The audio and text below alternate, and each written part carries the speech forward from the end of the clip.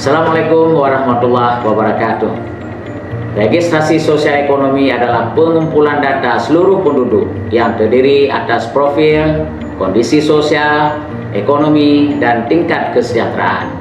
Data kondisi ekonomi seluruh penduduk akan membantu pelaksanaan program pemerintah sehingga berjalan efektif.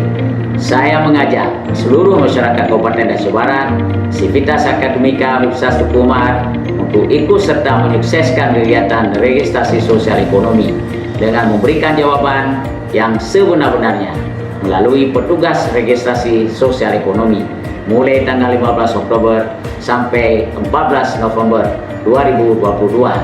Bantu BPS mencatat untuk membangun negeri. Wassalamualaikum warahmatullahi wabarakatuh.